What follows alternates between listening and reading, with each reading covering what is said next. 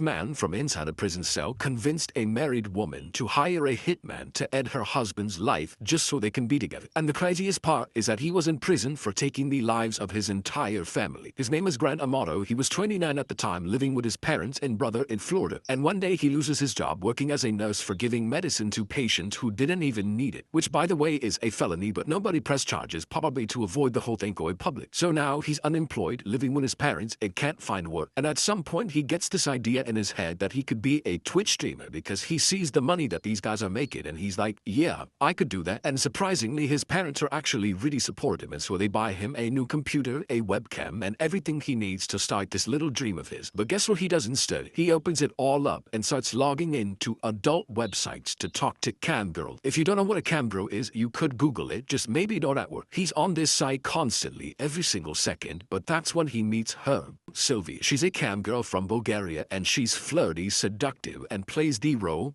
perfectly. And Grant, this man, falls hard, and so he keeps sending all this money and gifts just so she can keep talking to him. And not just, hey, here's 20 bucks. No, we're talking 1,000. But talking wasn't really enough for him because he wanted more. And I mean more in a way that I can't really say out loud here. Use your imagination. So he starts using his parents' credit cards behind their back. But then he maxes those out, and so he steals his brother's credit card. In total, he ended up stealing $50,000 from his brother and then $150,000 from his father. All of that just to keep the fantasy going. But eventually the family catches on, and all of these little weird charges start adding up. And when they find out where the money's going, oh, they are horrified. They sit him down, try to talk to him, and Grant, he just lies. And when the pressure gets too real, he just ups and runs away to his aunt's house. Now, his aunt doesn't actually know what's going on, and so she lets him stay. But guess what he does again? Steals her credit cards and keeps sending money to Sylvia.